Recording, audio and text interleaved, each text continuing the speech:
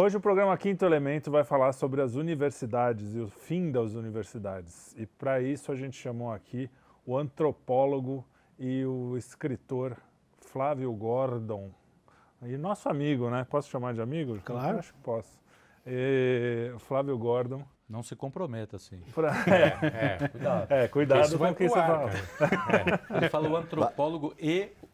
Aliás, eu que tenho que me preocupar porque tem um amigo antropólogo. Exatamente. Pior, vai acabar sendo amigo não do é boa amigo. companhia, não. Nunca é boa companhia. Não, mas antropólogo é bom. Eu já tenho um amigo médico, padre e antropólogo. Ah, então tá bem. São as três coisas mais... Bem Advogado eclético, é bom né? também. Tem um. E advogado.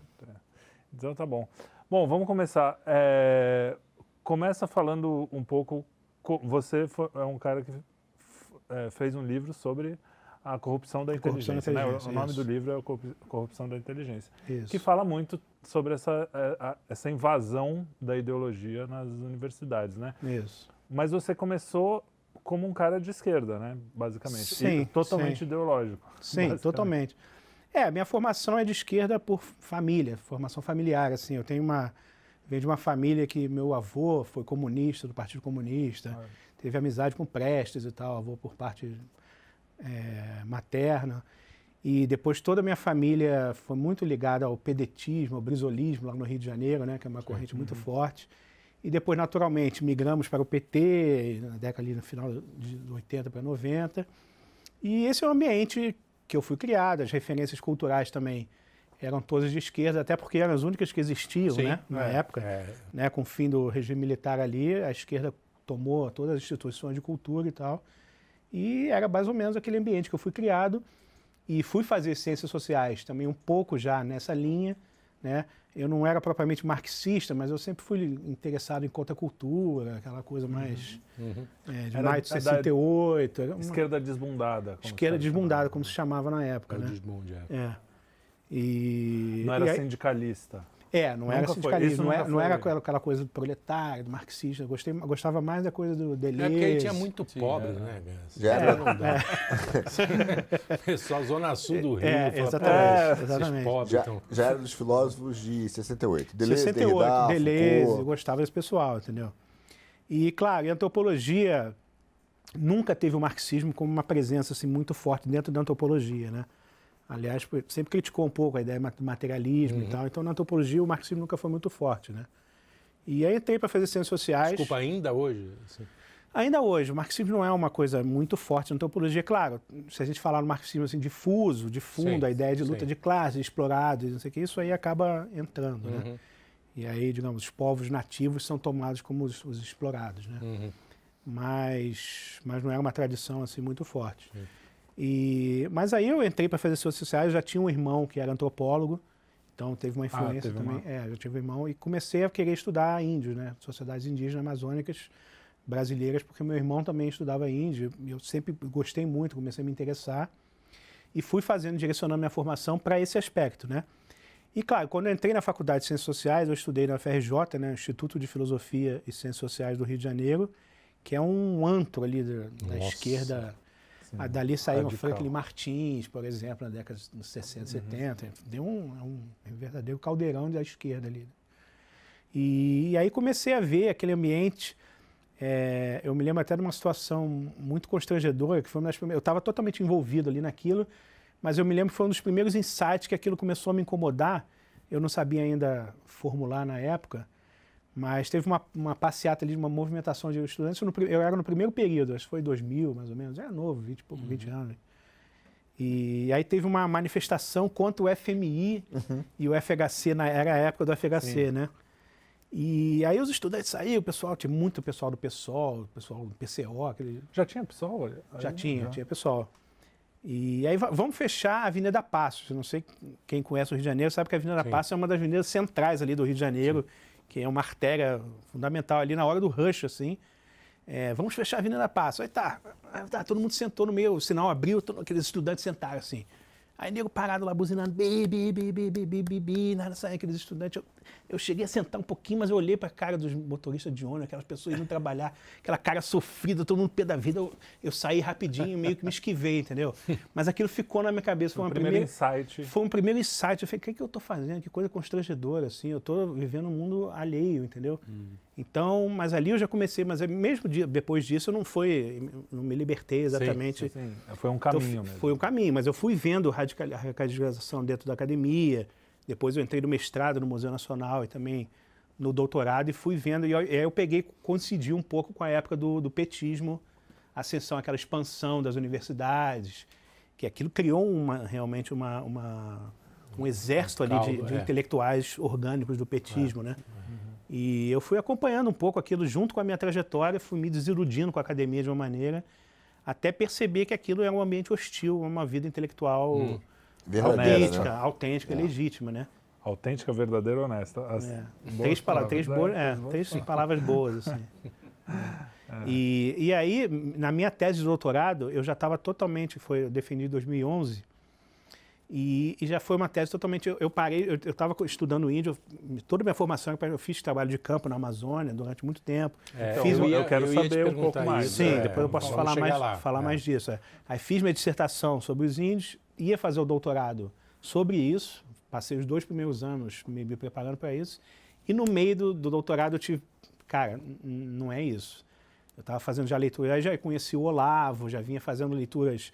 Santo Agostinho, Eric Feiglin, uma série de leituras que já estava fermentando, mexendo na minha cabeça. Quando foi a sua conversão?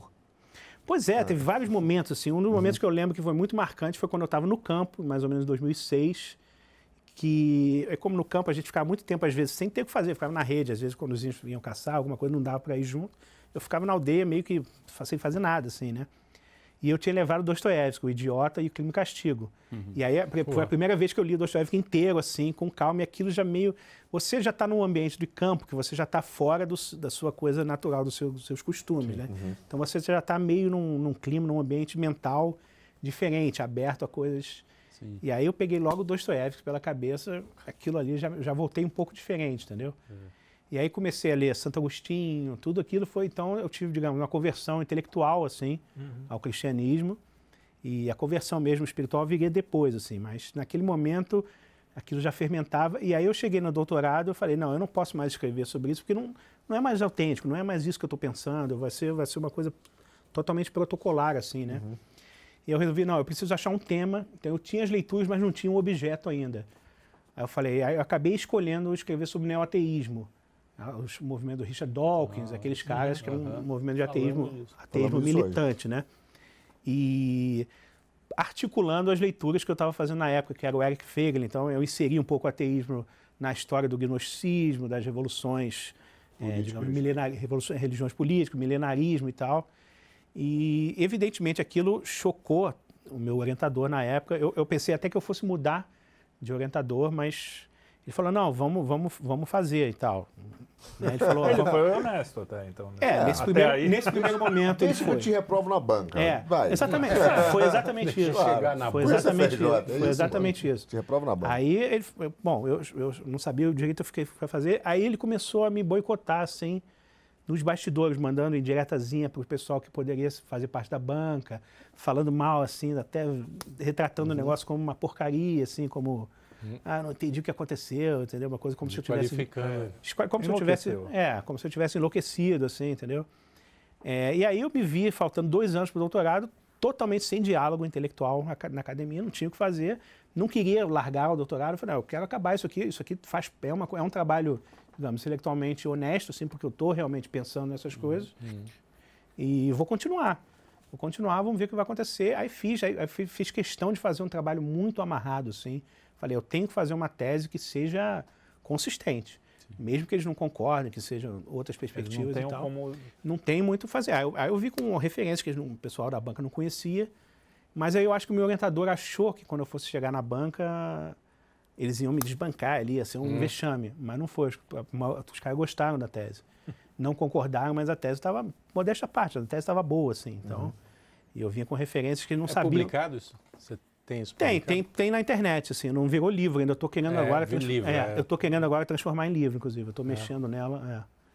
Mas é curioso, né? Isso também é uma coisa que a gente passa e é um bem e uma fraqueza para a esquerda e um bem para quem saiu da esquerda. Porque eu nem vou chamar a gente de direita, né? Porque não é bem isso. Hoje a direita... É largar a esquerda, né? É largar a esquerda. Sim. E aí o cara... Você precisa fazer um trabalho bem feito. Porque se você não fizer, você vai tomar pau. Claro. A esquerda, se fizer qualquer coisa, defender uma tese qualquer... Você está inserido ali, você Então ele não basta precisa ver. se esforçar tanto para fazer, né? Isso é uma vantagem para nós, que vamos fazer coisas Você se muito mais- força a você elaborar. Exatamente. E para mim, pessoalmente, eu tinha que me libertar de uma série de preconceitos, de vieses, Claro. digamos, de hábitos intelectuais, né? Vícios de raciocínio e tal. E que isso foi muito, muito importante assim, para a minha carreira, para a minha vida Importante, intelectual. mas é sofrido, né?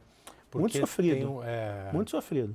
Porque eu fiquei muito tempo sem diálogo. Porque sai um chão que você estava lá enraizado, de certa forma, e aí você começa numa floresta completamente... Exato. Para ser explorada ali. E tem várias coisas, né? Você é muito solitário também. Naquela Muito época, solitário. então, que não tinha essa moda. Muito solitário. do neoconservadorismo Pois é, aí mais e ou tal. menos um pouco depois, aí eu que comecei a ter de contato. Eu já li Olavo, já vi algumas pessoas que eram seguidores do Olavo, aí comecei a abrir um pouco, comecei a ter contato, digamos, fora da academia. Mas não é isso que eu ia dizer, mesmo assim, fora da academia. Fora da academia. Até sim, hoje, na ali é um academia, ambiente que já é alto, né? Bajulação, autoafirmativo. Porque exatamente, existe gente boa na academia que eu até tinha diálogo, mas apesar da academia, a despeito da academia, as pessoas que conseguiam fazer alguma coisa também estavam insatisfeitas ali com o ambiente, entendeu? Então, mas aí a partir dali da tese, eu falei, eu não vou levar mais uma vida acadêmica e vou ter que ser um intelectual alternativo, assim. Não sei. Aí eu não sabia muito bem o que fazer, né? Que foi um momento de extrema conturbado, um momento muito conturbado, assim, de incerteza, conflito, né? De conflito. Eu falei, tive minha formação inteira, isso, o que eu vou fazer agora, como profissionalmente? Se tivesse um caminho traçado e de repente você vai ter que mudar. Exatamente. A gente se prende muito ainda à questão do título, né, Flávio? Sim. De estar ligado, de Sim. certa forma, à instituição Sim. acadêmica, à universidade, para reafirmar que você é um intelectual, Exato. que você está produzindo. Exato. Você é dependente da estrutura. Com certeza. Né? Muita gente mas é dependente. Mas eu acho que é até interessante que a gente faça, a gente, né? Estou falando como se fosse a gente, é porque ele é brother, a gente fala a gente. Mas que as pessoas mais fora da esquerda pensem também em ter coisas acadêmicas, em ter diploma, porque a gente fala muito,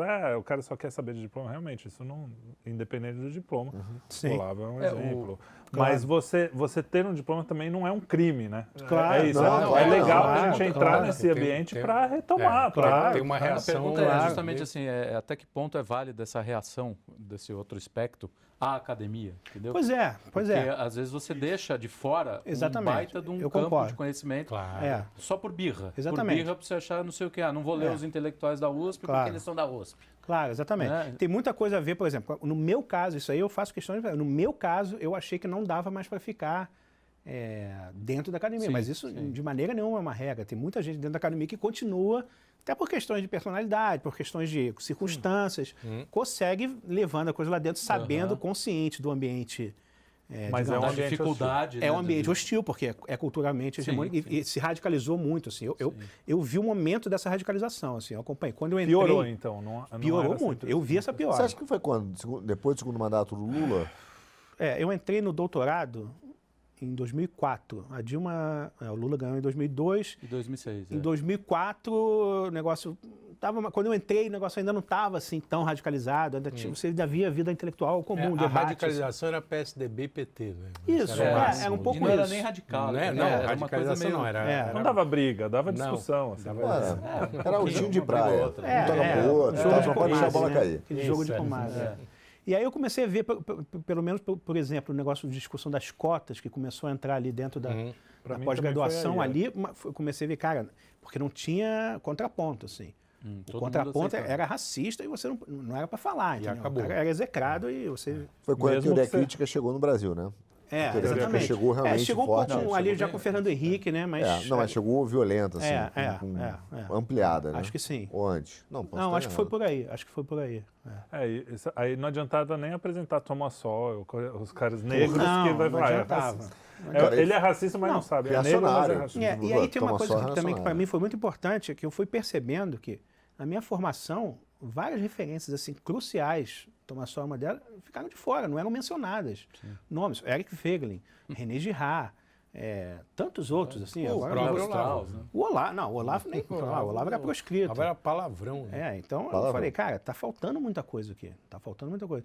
E uma coisa que me incomodava nas ciências sociais também é o descolamento com a tradição clássica, com a filosofia clássica, né? Porque houve uma ruptura entre a antropologia enquanto disciplina da antropologia no sentido mais filosófico, né? Então eu achei que essa ruptura foi uma coisa que também que me incomodava, entendeu? Eu acho que as ciências sociais, para ter alguma coisa para dizer de válida, precisava retomar um pouco essa tradição clássica. E a própria antropologia surgiu um pouco assim dentro disso, né? Claro, depois teve toda a questão disciplinar, que foi uma questão muito burocrática, circunstancial, de fundação da disciplina, mas no sentido assim da sua origem intelectual, ela tinha que dialogar com essa bagagem mais humanista, mais clássica, né? E eu sinto muita falta. Hoje em dia virou uma coisa muito sectária, muito fragmentária. A própria linguagem, né? Você não dialoga mais. Você pega um centro de ciências sociais, você não entende o que as pessoas estão falando. O antropologuês, vamos dizer assim. Mais um antropologuês misturado com a coisa da militância. Então, com a linguagem degenerou totalmente, com todes. Então, você junta isso com pseudotecnicismo, assim, viu uma coisa incomunicável.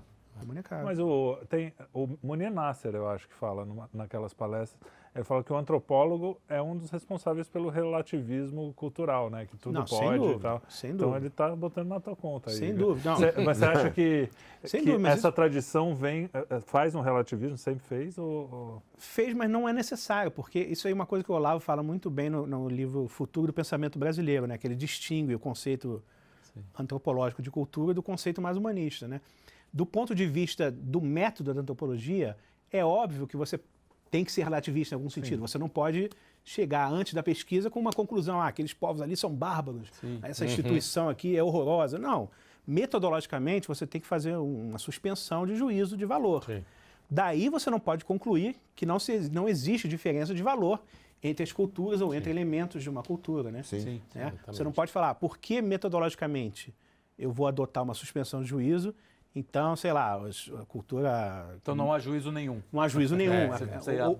Ou não é agora. Possível fazer juízo outras ciências ou outras disciplinas, por exemplo. Né? Então, um funk da Anitta é igual uma sonata do bar. E, digamos, uma cultura que mata criancinhas é igual a qualquer... A democracia americana é igual a uma ditadura no Oriente Médio, sei lá, desse tipo de coisa. Então, eu acho que esse é um dos erros da antropologia, mas que não é um erro essencial da antropologia. É um erro... De apropriação. De apropriação. Quem se apropriou dela. De novo, em todo programa a gente acaba aí. Um erro de ordenação. Você coloca primeiro a suspensão ao invés de colocar a realidade. Exatamente. A verdadeira apropriação cultural, né? Isso. Que a esquerda fez em cima de toda... a apropriação cultural, literalmente, a apropriação do conceito de cultura. Exato. Para desvirtuar, para caminhar para um lado... Exatamente. Na verdade, ela impõe uma visão de mundo única, né? Ela parte do pressuposto de uma visão de mundo, cara. Ela de uma premissa materialista, né? Isso, e ela adequa tudo isso a essa visão. O que tiver fora, ela meio que condena. Mas eu queria te fazer uma pergunta, que você falou da questão metodológica. A minha percepção um pouco da questão do fim da universidade, e eu não sei o que vocês acham, né? Eu te ouvi também. Mas é o seguinte, que o nosso problema, a gente falou muito aqui várias vezes no programa, sobre a questão do conceito de verdade, sobre o que é verdade, tudo isso, sobre a questão do objeto da pesquisa científica. Mas eu acho que a gente tem um problema aqui também anterior, porque, por exemplo, hoje quando a gente conversa com um jovem, nem só com um jovem, até com jovens de 50 anos. Jovens de 70. Jovem de 70. Ele chega, mas ele hoje tem não é um exclusivo só do jovem, né, do novo, mas você tem um problema que tem para mim, um abismo conceitual do que é verdade, do que é objeto de pesquisa. Sim. E aí você vê e fala assim, pô, esse cara não é que ele rejeita os meus padrões, ele nem entende que é possível ter um padrão. Quer dizer, há um problema de possibilidade conceito, de um padrão. E há um problema de conceito e conteúdo. Aí você fala assim, pô, cara, vou tentar abordar esse cara criando uma metodologia de abordagem para chegar à verdade. E aí, quer dizer, quando a gente começa essa conversa, você vê que o problema também é metodológico, porque a gente, pelo menos, né, pensa com uma visão de verdade, de tese, que a gente está falando mais cedo, tese e antítese, né? Então você tem ali, cara, o que é verdadeiro, o que é falso, e o cara está pensando com uma visão lá do Hegel, dialética, que tem a tese, né, antítese e a síntese. Então ele leva isso para um relativismo, uma terceira coisa, e é impossível você construir essa discussão, porque ele tem uma subjetividade que não é nem do conceito, é do próprio método. Né? Então, não sei como é que é na antropologia, me parece que a esquerda dominou, quer dizer, impôs uma forma de pensar que ela domina não só o conceito, mas o próprio método de pensar. Sim. Então, quando você fala da doutrinação, para mim não é um conceito, é a doutrinação do método, que é forçar um pensamento, um modo de aproximar a verdade de uma forma única. Eu acho que é pior do que doutrinação, porque é no sentido... Por isso que eu acho que o problema está todo na linguagem. Porque é uma espécie de envenenamento da linguagem, entendeu? Você não, é uma intoxicação, assim, não é uma doutrinação. Né? Você transforma a linguagem numa coisa do Humpty Dumpty, né? Aquela palavra é aquilo que eu quero. Cada coisa tem um sentido que você... Então, isso cria guetos incomunicáveis, assim. E isso foi crescendo cada vez mais. Tanto no sentido de especialização, né? Por exemplo, o antropólogo já não fala mais com o sociólogo, que são ali do mesmo departamento, né? Ou com o cientista político, já não se falam, quanto dentro da antropologia. Tem os caras que estudam os índios, tem os caras que estudam candomblé não sei de onde, tem os caras que estudam camelôs ali do centro da cidade. E dentro disso ainda tem todos os transgêneros negros não falam com as brancas feministas, não sei o quê. Né? Então você tem uma balcanização ali da linguagem que torna qualquer tipo de ciência e busca de verdade e conhecimento inviável. Então, e essa diluição não acaba enfraquecendo essa hegemonia, movimento, o próprio movimento, né? Quer dizer, eu acho que não. Eu acho que não. Porque tem algum momento que eles se unem. Porque a unidade não depende, não é racional e não depende da fala ali. É uma unidade de sentimento, de paixão. E isso eles acabam se juntando pelos sentimentos. Eles sabem contra quem eles estão lutando. Contra quem, as coisas que eles reprovam. Contra a verdade, basicamente. Contra as coisas contra a verdade. Contra a verdade, contra a tradição, contra Deus. Vou além, tá? Contra a realidade. Mas a estratégia dos movimentos revolucionários. Sim, né? As discussões estão embaixo. Em cima, eles vão lá e atacam em bloco. Exato. É o que o nosso lado não sabe fazer. Né? O cara sai uma vírgula, não é conservador. Né? Isso aí não presta. Exato. Então acaba complicando. E as discussões vão todas tudo jogado no ventilador. Não tem aquela tradição assembleísta, né? Não, vamos discutir, companheiros. Em assembleia e depois. Mas é que eu acho que também é um pouco parte da essência de quem busca a verdade. Achar que está com a verdade, assim, ou achar que se o cara está uma vírgula fora da... Não, eu não estou nem defendendo isso, mas eu acho que é uma característica do conservador no mundo inteiro. Né? Um efeito colateral. Ele é mais individualista, ele é mais menos coletivista. De quem está engatinhando, né? Porque mas esse é o ponto. Assim. Mas é que a gente está... esse movimento... Aí eu acho que é uma ingenuidade, cara. Esse conservador que é o cara meio afetado, que um pouco da ideia do Burke. Não, eu nem estou defendendo. Mas é um pouco da ideia do Burke, tem ali um historicismo centrado no valor. Quer dizer, existe um valor absoluto, que é quase o cara que é agnóstico mesmo. Sim. Existe uma verdade que eu domino, que eu conheço e que eu vou atingir e que, cara, eu conheço melhor do que ninguém. E eu sou ela. Né? Então é quase um negócio meio divino. O cara ali está quase... meio gnóstico. Meio gnóstico, é um maluco. Porque não é uma busca pela verdade. O amor à verdade, cara, é uma... É discutir com pessoas que pensam diferente. É uma humildade, inclusive, em relação à realidade. Então claro, você querer buscar a verdade... É uma abertura à verdade, né? Teu espírito aberto. Exatamente, você não tem a verdade, você tem uma abertura... Sabe que uma coisa que o Olavo me ensinou a perceber tem muito a ver com isso, né? E um dia isso me caiu, eu via que foi assim, putz, ficou, consciente, que olha só, isso aconteceu com o meu jeito de pensar. Eu caía muito naquele papo, vamos supor aqui hoje em dia, se o Gordon falou, Então, o guarda é maluco, não sei o quê. Então, hoje, eu ouço qualquer um. Pode ser sei lá, o cara mais maluco, o Levi Fidelix, terraplanista. Eu vou ouvir o que ele está falando, não quem ele é. Eu vou ouvir através... Isso o Olavo fazia muito. Tanto é que ele pegava Enéas, essas figuras mais malucas, e falava, mas olha aqui como ele está falando. E eu, de repente, você falou, cara, é verdade. Tudo retém o que é bom. Isso aí, as coisas sempre... A verdade escandaliza. Pode aparecer o cara que vai te escandalizar todo mundo na época, né? Então, é aquele cara do Beleza Americana, né, do filme... que parece que é um maluco, mas ele fala a verdade pra todo mundo, fica aquele mal-estar na família, todo mundo olhando, é o cara que tá falando a verdade, ó, você é isso, pô, o cara tá pegando a vizinha, aquele mal-estar. E era o Sócrates, né? O Sócrates fazia, ele ia ali escandalizando o lugar do Beautiful People, aquelas pessoas elegantes que eram sofistas, que falavam bonito, tinham domínio da retórica. E agora, então, a gente faz o quê? Não deixa mais os garotos, nossos filhos irem pra universidade? O que a gente faz?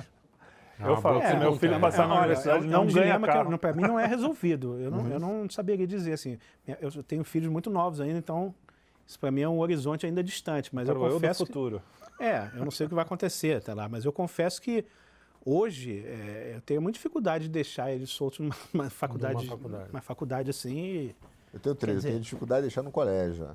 Pois já começa por aí. Eu falo uma frase que eu falo assim, se eu pudesse salvar o meu filho de alguma coisa, eu salvava da escola. Já começa por aí. Porque já é preparatório pro caos. Aí vai ficar com medo de soltar na rua, quer dizer, porque a rua é melhor. Qualquer ambiente... Tem isso também. Faz menos mal. Qualquer ambiente que está contaminando, nas festinhas. Eu acho que é isso. Os pais dos garotos da festinha. Exatamente, não adianta bolha, não vai ter bolha. O veneno você vai ter que se preparar. O veneno está aí. Você vai precisar achar controle dos danos, né? Você vai ter que preparar. Controle de danos. Exatamente. Mas aí eu acho que é aquela história também. E adolescente prende, né, congela e quando ele tiver uns 25 anos, solta. Exatamente. Isso eu sou a favor. Aliás, eu já falei para minha 15 filha... anos, deixa preso, né? A minha filha está quase na idade de ir para o convento já. Convento, boa. É uma boa saída, Mas agora vamos voltar um pouco para a questão dos índios, né? Sim. Nós também, a gente tem uma visão... A esquerda tem uma visão romantizada, né? Sim. E a direita e os conservadores têm uma visão do cara de Adidas e não sei o quê. Não é nenhum nem outro, né? Fala da sua experiência. Não sei. Como... Então, você que esteve lá no campo, você se enfiou lá, né? Pois é. O índio quer viver pelado, sempre? Não quer uma Coca-Cola? Tem uma coisa budista, uma coisa engraçada que eu acho que tantas pessoas esquecem, né? De tanto um lado quanto o outro. Índio é gente, né? Exato. Então nós sabemos o que é um pouco... Cada um sabe o que é um pouco ser índio porque nós somos gente, né? Então tem índio canalha. Gente de apropriação cultural. Tem índio gente boa, tem índio... né? Sim, tem canalhas. E é claro, nesse sentido, a gente não pode, por exemplo... todo mundo, as coisas acontecem, evoluem. Você não pode falar que um índio que tem calça jeans... não é mais índio, porque a gente também não usava calça jeans. Há 50 anos atrás, os nossos avós não usavam calça jeans. Então, se a gente não é mais, digamos, ocidental, brasileiro, né? Então, tem esse lado. Agora, evidentemente, tem uma apropriação de índios e de ONGs indígenas por essa coisa esquerda, ambientalista, digamos, quer preservar os caras lá e falar que eles são nações independentes. Soberana, né? Quase. E tem alguns índios que vão nessa onda, que compram que tiram algum benefício disso, e tem outros índios que odeiam isso. Né? Então é muito, muito variado, assim, tem várias situações. Tem índio vivendo em beira de estrada igual mendigo, tem índio em reserva bem conservada, que vive de caça realmente, que tem uma vida. Tem índio que não, que compra só coisa em supermercado, e que se não depende, digamos, de uma assistência ali, o cara não come, morre de fome. Então tem todo tipo de variedade. Para falar desse assunto, você tem que prestar atenção no que exatamente você está falando, você tem que recortar muito bem o objeto. Claro, a esquerda também falou esse negócio de causa indígena, isso tudo é uma mistificação, né? Então, Gordon, só te cortando, mas na mesma onda, só para saber. Quando você foi fazer esse trabalho de campo e tal, você ainda estava no espectro da esquerda? Sim, quando eu fui fazer um pouco, assim, mas eu já tinha começado a fazer umas leituras que já me incomodavam um pouco algumas práticas da esquerda, assim. Mas fui fazer o campo, fui fazer no meio da Amazônia. Me fala praticamente, você se enfiou no meio do mato, como é que é essa eu fui no Acre, numa cidadezinha, perto de uma cidadezinha. Então você sabe que existe o Acre. Existe Podemos existe mesmo? Eu fui lá e constatei que existe, realmente. Eu vou acreditar na sua palavra, só hoje eu acredito. E aí uma cidadezinha chamada Manoel Urbano, que é próxima da aldeia que eu fiquei. Que aí você pegava, eram 3 dias de barco dessa cidadezinha. Essa cidadezinha já é, sei lá, 2.000 habitantes. É um entreposto, assim. E a partir dali você pegava 3 dias de barco ou de canoa para chegar na primeira aldeia. E eu fiquei lá 4 meses direto, sem energia elétrica, sem água corrente. Fiquei lá com eles, emagreci 20 quilos na época. Qual era a aldeia, o quê? Culina, os índios Culina. A gente podia... No sudoeste amazônico. Perdão. Que era uma terra indígena bem grande, que eles dividem com outras etnias. Tem Culina, tem Caxinauá, tem os índios... São os índios bem típicos ali da região do acreana, sudoeste amazônico ali, né? E aí vivi com eles ali durante muito tempo. Pô, foi uma experiência assim... incrível. A língua, mas aprendi um pouco da língua. Mas assim. eles falam português? Os homens quase todos falam português, alguns falam mal, as mulheres e as crianças não falam nada de português. A mulher, né? Porque geralmente os homens... geralmente os homens, eles lidam mais com a coisa interétnica.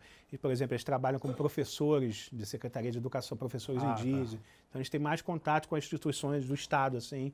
E as feministas não vão lá dizer para as mulheres que elas têm que aprender o português para poder lá viver a sua igualdade? Não chegam lá, é muito longe. Eles não chegam lá. Os caras vão lá. Tem muito mosquito. Eles só querem comprar o lá envenenar as moças da aldeia. Tem muito mosquito. Só querem comprar os quadros e as fotos que os caras tiram lá do mas o que tem lá que não é muito legal, às vezes, são, digamos, entidades religiosas ou católicas ou protestantes, mas que tendem à esquerda, assim. Por exemplo, tem missionários que aí começam a botar umas ideias na cabeça dos índios, assim, né? E isso tem um resultado mesmo, assim? Tem, mas por exemplo, nos índios que eu estudei, por exemplo, eles eram uns caras meio... Eles não levavam nada muito a sério, assim. Então, a coisa às vezes entrava um pouco, mas depois eles esqueciam, entendeu? E você fez... Como é que era... Você fez melhor amigo... namorada, sei lá, essa coisa da vida. A vida eu tinha ido a primeira vez, eu fui em 2006 para começar o campo. Mas um ano antes eu tinha ido como eu queria fazer campo com eles, já tinha escolhido eles, assim, eu tinha ido num curso de professores indígenas numa outra cidade no Acre, e tinha conhecido já eles, assim, tinha acampado junto com eles ali, onde eles ficaram, conheci alguns deles. Aí no outro ano, quando eu fui já para o campo, eu sabia que aquele cara lá era daquela aldeia, me lembrava do nome do chefe da aldeia, assim, o cara mais experiente. Mas fui meio na cara, não sabia direito quem ia encontrar. Aí eu encontrei um deles, assim, vindo de barquinho, falei, Aroqui. Eles me deram um nome, Aroqui, um nome indígena. Eles já lembraram, e eles não esquecem, né? Eles conheceram aquele cara, eu fiquei com ele. Quer dizer o quê? Não é um nome próprio, assim. Gordinho barbudo. Não tem muito sentido. Depois teve que substituir para magrinho barbudo. Magrinho é generosidade. Mas aí eu encontrei ele, assim, e fui com ele para a aldeia, e aí fiquei, tal. E aí fiquei na casa desse, digamos, o líder, o chefe lá da aldeia, que é o cara mais tradicional, que tinha meio que fundado a aldeia. Fiquei ali, os indígeos, quando chega alguém lá, eles meio que adotam uma determinada família, te adota, assim, você fica meio... E aí, claro, você tem que prestar uma série de coisas, de deveres, todos os laços familiares, aí você acaba entrando naqueles laços, você tem que... É uma coisa que faz parte, assim. Então, por exemplo, quando às vezes eu tinha que comprar comida, eu tinha que ajudar o lar com as coisas normais e tal. E fiquei dando aula também na escola da aldeia, assim, aula para as crianças de português, de matemática, aulinha básica, assim, que as criancinhas estavam aprendendo, né? E aí a minha inserção foi basicamente essa. Quem bancava isso? A tua estada lá? Eu tinha uma bolsa de pesquisa, mas a bolsa não dava muito para... Não segurava muito. Mas o gasto era muito pouco, assim. Eu vivia com eles, assim, eu comia de caça, comia as coisas que ele comia, e eventualmente, quando um ou outro ia para a cidade, de vez em quando, porque é muito longe para ir na cidade, né? Mas de vez em quando ia, aí eu abastecia, fazia compras ali e levava as coisas, né? Mas o gasto era pouco, assim, não tinha muito... Sabe que eu tenho uma curiosidade? Quer dizer, eu quando comecei já tive esse momento de querer entender um pouco a rumar da sociedade indígena, principalmente não pela sua constituição e regra de funcionamento, como tem vários trabalhos, né, que existem aí, cara, bastante explorados. Cheguei até a comprar livro daquele, acho que agora não estou me lembrando direito, acho que é Vieira de Castro, não é isso? Vieira de Castro. Foi o meu orientador. Foi? Tem alguns livros dele. Então foi esse. Foi esse. Esquerda, né? Esquerda. Mas é um cara famoso, Mas eu, ali naquela leitura, Flávio, eu nunca encontrei, por exemplo, eu vi várias teses, mas nunca encontrei uma análise sobre o motivo, ou se é que tenha, né, o propósito existencial da vida para uma tribo indígena, para o índio. Porque a própria esquerda sempre tratou, pelo menos a esquerda também, mas os trabalhos acadêmicos sempre trataram a turma como se fosse um índio abstrato. Eles falam os índios, como se fosse um ser abstrato, não um ser concreto. Com as suas diferenças, com as suas guerras, com as suas, né? Sempre é uma coisa abstrata. Tem né? Várias tribos só. Dissidência. E de suas diferenças, ele trata os índios. Né? Então, mas assim, eu sempre me perguntei por isso, como é que é esse propósito existencial, né, do índio? Né? Existe esse propósito? Eu acho que tem bons trabalhos assim, específicos, que você vai pegar o cara realmente compreendeu aquela sociedade e descreveu mais ou menos sobre vários aspectos, religiosos, organização social e tal. Então, a partir disso você pode entender um pouco, mas o propósito assim, em geral é muito difícil, né? Porque a gente não sabe nem o nosso. Assim, é uma pergunta, eu acho uma pergunta super válida, mas isso exige um trabalho, digamos, um trabalho comparativo muito amplo, uma reflexão. Que, digamos, mas nem de uma tribo específica a gente consegue identificar, quer dizer, aquele grupo trabalha para isso. Tipo, o cristianismo tem a sua, o judaísmo tem a dele. Eles têm os rudimentos, né? Não, eles têm as cosmovisões.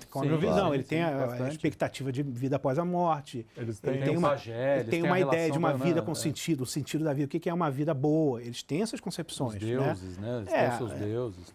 Por exemplo, a coisa do parentesco é muito importante. Eles têm uma ideia, por exemplo, de que parentes são criados, são formados meio que quase que materialmente, não é uma coisa assim. Os filhos, você tem que fazer os filhos como você faz um jarro, uma coisa assim. Você tem, por exemplo, tem uma coisa interessante em várias sociedades ali do Sudeste Amazônico, né, onde eu estudei também, que é a ideia de que a concepção não é uma coisa pontual, assim. Você não insemina o sêmen na mulher e pronto, ficou grávida. Você tem que fazer recorrentes depósitos de sêmen, que aí isso você vai formando a criança, e quanto mais saudável ela vai ser. Então tem uma... Desculpa para dar uns... Mas é boa essa. Gostei, vou usar. Mas é interessante, porque justifica, por exemplo, às vezes um problema de uma deficiência, tal, o cara fala, não foi o suficiente, não tem... Ele começa a criar uma lógica. Mas ao mesmo tempo que tem isso, tem a coisa alimentar também. A mulher, por exemplo, não pode comer certas coisas, certos alimentos, porque isso vai prejudicar a formação. Então, ele tem uma concepção fisiológica, assim, um pouco de... bastante fazendo o exercício de imaginação, eu diria que a vida do índio é muito mais espiritual do que a nossa, aliás. Porque eles estão muito mais distantes do que a gente materialismo, conhece. A relação com a natureza, a relação com a vida deles é profundamente sagrada. Como eram a dos gregos também. Você imagina o que era um pôr do sol. O cara não sabe, ele não tem noção. Nesse sentido, sim. A gente conhece. Não tem muito essa diferença, assim. Herética. Muito mais espiritual, herética. Mas o cara vai adorar pôr do sol. Mas tem uma... Não é adorar, mas ele enxerga aquilo de um jeito que a gente... outra forma de enxergar. Ele não tem acesso ao seu pastor dominical. Não, mas tem uma concepção que... Os salvos são poucos, não é? Tudo é um pouco integrado, assim, na ideia de sociedade, entendeu? Sim. Digamos, a sociedade... Eles têm um pouco essa coisa de meio que não separar exatamente o homem e natureza. As coisas também fazem parte da sociedade. Claro que eles sabem a diferença, eles sabem que é um animal. Um animal é uma pessoa.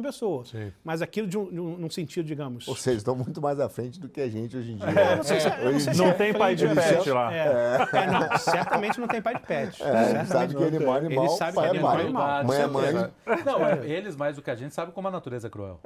Exatamente. Até porque o pet lá, se bobear, é rango. Vira rango ou é rangado pelo pet. Você vira o rango do pet. Olha que jacarezinho bonito. Não, isso foi uma coisa que me impressionou muito. Eles não têm nenhuma concepção romântica da natureza. A natureza, para ele, o cara vai lá. Exatamente. É o instrumental, é a luta. Claro, eles gostam também, não é só uma coisa ruim. Eles também gostam, porque faz parte ali. Tem momentos agradáveis na natureza, mas tem momentos... Tem a percepção tem o banho de rio e tem a onça. O banho tem a cobra, tem o mosquito. A natureza coça, né? A natureza não é uma coisa assim. Coça, exatamente. Mas você acostuma com mosquito? Boa pergunta. Nunca. É sempre ruim. Como é que eles fazem? Eles sentem menos que a gente, né? Eles têm a casca grossa, eles ficam assim o tempo todo, batendo assim, mas eles não enlouquecem com isso. A gente enlouquece, né? Em momentos assim, o cara nasceu com isso, entrava na minha rede, mas em alguns momentos é enlouquecedor. Ali no Rio Purus, né? Que eu fiquei. Tem um bichinho que é pium, que é um Um bichinho pequenininho, você não vê, você fica o tempo todo coçando assim. E teve algum ritual? Por isso que algum escritor chamou a Amazônia de Inferno Verde. Isso. Sim. Você teve não é o Richard Burton? Não, foi algum escritor brasileiro, que era amigo até do Euclides da Cunha. Eu digo, todo cara que é meio panteísta, com a natureza, é porque não foi lá. Eu já fui lá no Afuá. Com certeza. Cara, Coça, fala, pô, não dá. Com certeza. Não é um negócio é aquela história que eu romantizado. sempre conto, contei no podcast sobre cultura que eu falei. E o Janjão, que conta essa história sempre, nosso amigo Janjão, ele... Você joga um chinês na Praça da Sé e um chinês no meio da Amazônia, o da Praça da Sé vai tomar uma dedada aqui, outra ali, daqui a pouco abrir uma pastinha, coisa de pastel. Vai virar folclore da praça. Em 5 minutos já foi comido por uma aranha desse tamanho que nunca viu na vida, morreu. Não, eu lembro uma definição uma vez, que acho que foi do Werner Herzog, o cineasta, né? Que ele estava contando quando ele estava gravando o Fitzcarraldo, né? Aquele filme que é feito na Amazônia. Que matou gente, inclusive. Exatamente. Com o maluco do Klaus Kinski, né? Isso. E ele contando, ele fala, não, é porque as pessoas falam que a Amazônia é uma coisa assim, eu não vejo coisa beleza aqui na Amazônia, eu só vejo agonia. Os animais não cantam, os animais dão gritos de dor. Ele tinha uma visão, vale a pena ver isso do Werner Herzog, tem um depoimento dele. Urge. Então, eu falei é só uma fornicação, uma coisa obscena, uma coisa de dor. É incrível assim, a descrição dele, assim, é um negócio muito Eu falei do Richard Burton, o explorador, né? Óbvio, o ator. Pô. Porque ele. Achei que fosse ator. Porque ele descreve uma coisa muito parecida sobre. Sim. Não propriamente a Amazônia. Ele entrou em matas brasileiras, né? Era um explorador. E ele fala coisas bem parecidas. Sobre o calor, sobre os mosquitos. A opressão, né? A opressão, exatamente. A umidade. Enfim. Só quem tem alguma ilusão é só assistir aquele Largados e Pelados. Tá disponível no... Se você tem ilusão, já vai lá. Já fiz missão no Afuá. O bom ali que tem o corte, depois ali tem toda a estrutura. Tem um frigobarzinho ali. Mas ali é perrengue. Eu fiz missão no Afuá, na região ribeirinha ali, que é no Pará, mas você entra pelo Amapá. Né, para ajudar os ribeirinhos, evangelizar, etc. Cara, você fala, pô, legal, tô no barco. Não é no primeiro dia, não é no terceiro dia. No primeiro dia, à noite, você fala assim, pô, ainda bem que eu vou voltar pro hotel, ar-condicionado, banho quente. Porque é um estranhamento mesmo, é difícil, cara. A primeira vez que eu fiquei 4 meses, eu fiquei 4 meses, eu dormi na rede, 4 meses. Água gelada, sabe que não tem água gelada. Quando eu cheguei na cidade, a primeira vez, eu abri uma Coca-Cola. E o cafezinho, café quente, e abri a pia do banheiro, a água saindo assim. Porque era tudo cacimba, né? Você tinha que descer cacimba, que eles tem uns barrancos assim, aí eles abrem uma minazinha ali, fazem tipo um poço assim, a minazinha vai brotando ali, e aí você tem que descer no barranco, aí pega a água e volta, enche as suas coisas, volta para o seu negócio. Às vezes você acaba de tomar banho ali na cacimba. Até você subir o barranco, você já está com calor, umidade, lama, já está todo sujo, né? Era isso. Abriu a torneira em casa, parece que tomou um ácido. Aquilo é mágico. E aí você corta para o nosso assunto. De novo, para uma sala na UFRJ. O cara dizendo e as pessoas assim, resolvendo o mundo sem nunca ter passado. Exato. O ser humano deu errado. Exato. Né? Exato. Com todo o aparato. E sem a consciência de que quanta coisa é necessária para aquela água correr, né? Aquilo acontecer. Eu gosto muito daquela história, o Friedman, o Milton Friedman sobre o lápis. Tem até um vídeo na internet. Sensacional. Ele fala para ter um lápis toda a cadeia. Esse lápis você está escrevendo bobagem com ele. Exatamente. Não desperdício. Hoje nem o lápis. Hoje é muito mais tecnológico. O cara faz isso no celular. O lápis é muito mais simples. Exatamente. Entendeu? O cara tá lá no celular achando que o ser humano deu errado. Mas a grafite vem do Sri Lanka, a madeira vem do Canadá, da Alemanha. E aí você olha em volta, todas as coisas que tem aqui, né? A câmera, a luz. Tudo para fazer. Cada uma dessas tem toda uma cadeia. De onde vem essas coisas, né? Cada coisa em particular tem uma cadeia gigantesca. Outra coisa, voltando um pouco à história, porque isso me interessa muito. Sobremaneira. Palavra bonita. Ontologicamente. A coisa da selva. Você tem duas coisas, não sei se você conta no livro ou se você me contou. Esse é o problema de ser amigo do autor, porque a gente não sabe se... Uma é uma experiência que você teve no Natal. Eu achei aquilo muito comovente. Eu escrevi uma crônica na Gazeta do Povo. Isso. Conta um pouco aí, essa história é bem legal, cara. Eu saí da aldeia, isso aí eu estava começando um pouco o meu processo de conversão intelectual, né? E esse foi um dos episódios que me fez me converter espiritualmente depois. E saiu na aldeia ali do dia 24, ia demorar a viagem, ia ter 3 dias, ia perder o Natal, eu nem ligava muito para Natal na época, cara, eu gostava da tradição e tal, mas não ligava nada relacionado a Jesus Cristo, ao aniversariante, digamos assim. E aí saiu da aldeia, a gente saiu tarde, o chefe lá da aldeia, que é o dono do barco, ele não tinha guardado a gasolina suficiente, e a gente começou no meio do caminho, o barco começou a ficar sem gasolina, aquele motorzinho pec-pec, parou. À noite. À noite, estava escurecendo já, começou a escurecer, a gente falou que começou a armar uma tempestade, assim, daquelas amazônicas. E a gente falou, tipo, tá tranquilo. A gente com medo de avião, né? E a gente falou, cara, o que a gente vai fazer? Porque aí, geralmente, quando você chega de noite, ou quando chove, você para, assim, do lado do barco, você não pode continuar a viagem, né? Você não enxerga nada. Sim. Pode ter um pedaço de pau no meio do rio, afunda o barco, já era.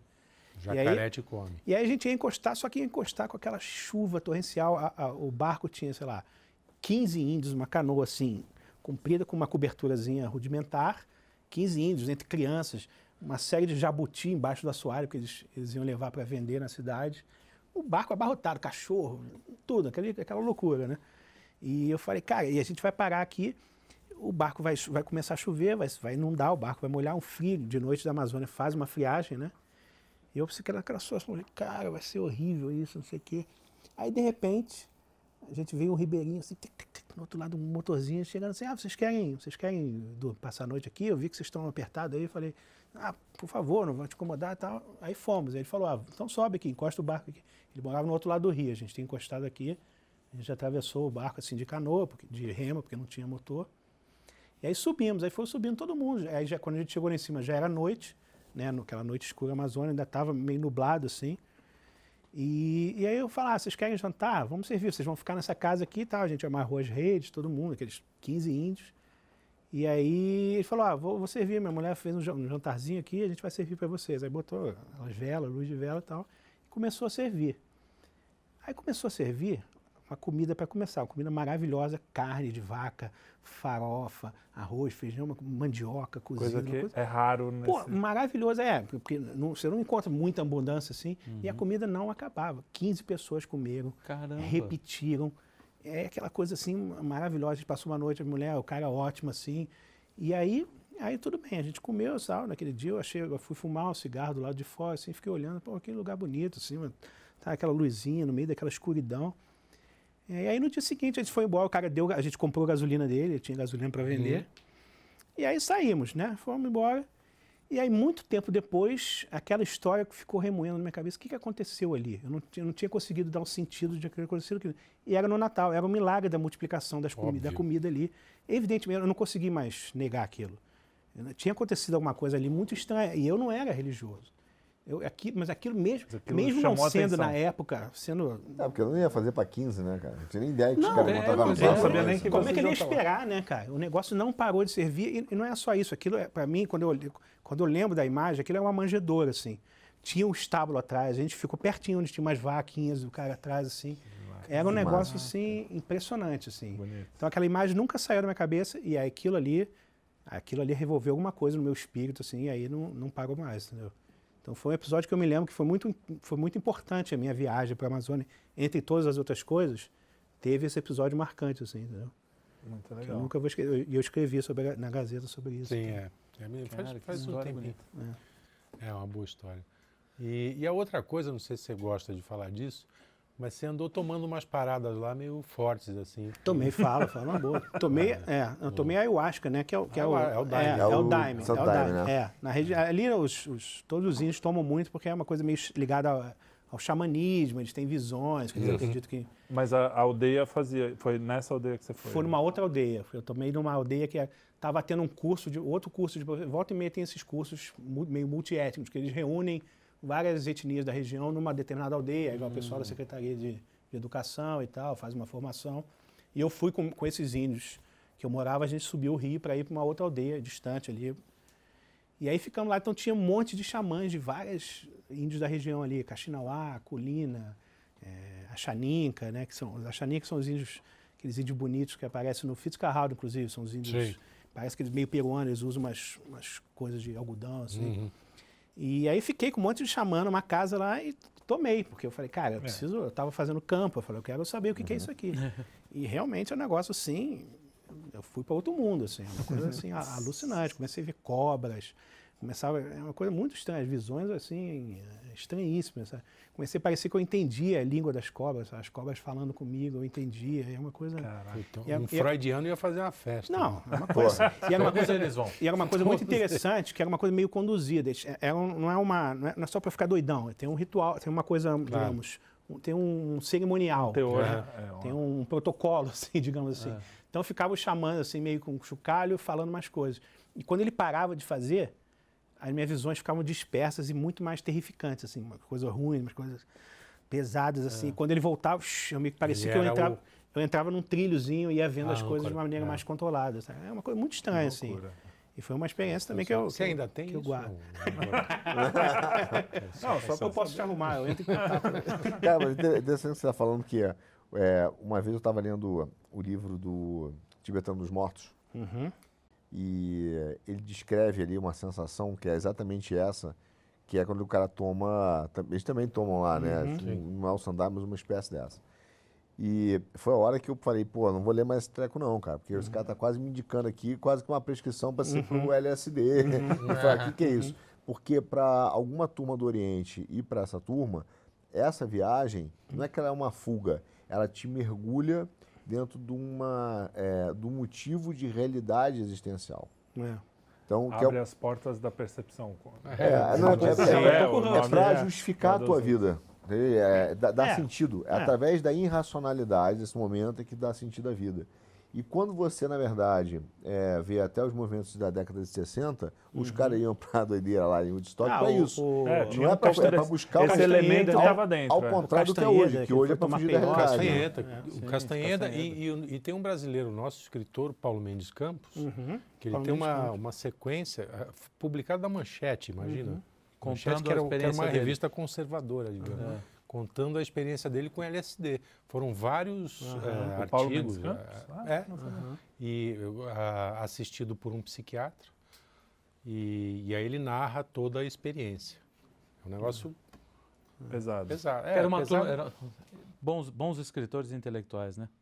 Hoje eles fazem batalha de queijo na cama. Com LSD ou com Daime? Eu acho que é soldado e tal. Tem que ter muita coisa junto para fazer um negócio desse. Agora, é um processo ali, neurofísico, não sei. Sim, você pode tirar de um antropólogo pode achar isso uma coisa legal também. Pode achar transcendência. Eu não achei muita transcendência nenhuma ali, mas... Sim. Mas é interessante, porque o cara ele está tentando buscar uma transcendência. Sim, não, tem esse busca, com certeza. Não, mas é que tá. Quando você estava contando, eu pensei nisso. Eu falei, pô... Eu compreendo a busca do pessoal da esquerda, do pessoal materialista.